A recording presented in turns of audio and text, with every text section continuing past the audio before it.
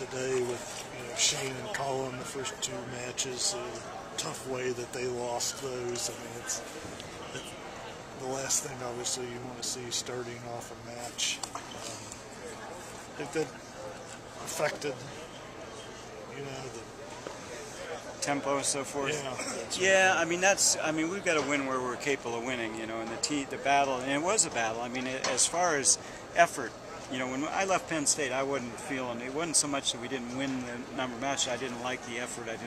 The effort was good, and what were there, 2 overtime matches and 2 or 3 1 or 2 point matches.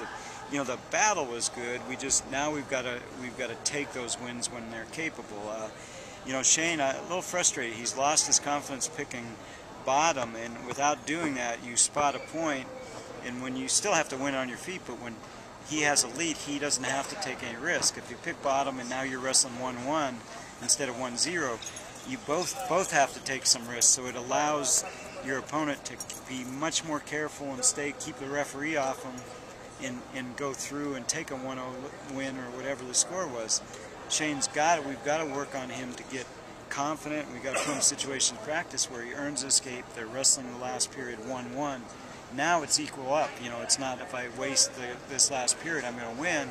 Now they both have something on the line. So that needs to correct. And we were in a few times and didn't finish it. And they had a strategy you could see of keeping their hands down and really trying just to avoid opening up for Shane to score. So it was a frustrating loss on our part, and you couldn't talk to Shane. He didn't want to talk about it, but we'll get him tomorrow or the next day.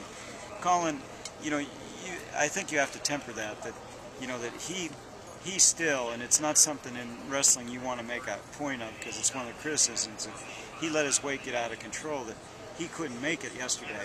He made it today, but his shoulder was sore. He said, I know it wasn't, I slept on it wrong. I said, well, you don't know. He said, yeah, I do. I haven't slept for 2 days. I haven't slept.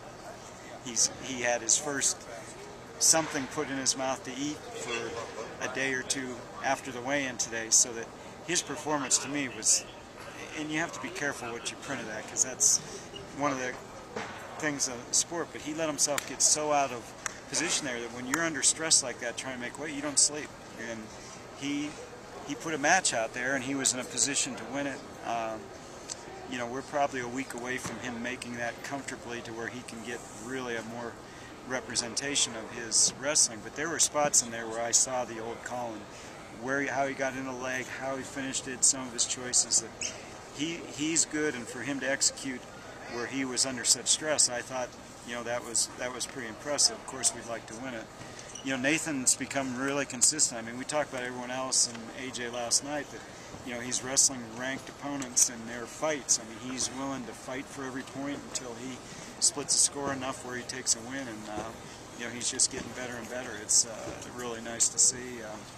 49, we like I said, we're kind of throwing things up against the wall there and see which one sticks. We've had 3 different guys in there, and it was a little perhaps better energy tonight than last night, so we're going to have to evaluate who continues to go out there. I thought Jason Luster, as a true freshman and didn't wrestle last year in high school from shoulder surgery, I thought he's getting better. I mean, he's getting a little more confident. He scored the takedown there that we would have liked to have seen him get a little tighter focus that, hey, I'm the one that scored, I'm better on my feet, I've got a minute, and just work really hard and take a really hard-fought, good win that would really make him feel good. But it's still, we're making progress going in the right direction with him, and that's what we have to make him understand, that we're better now than we were a month ago. What's the biggest thing you want your guys to take away after the 3 straight Big 12 matches?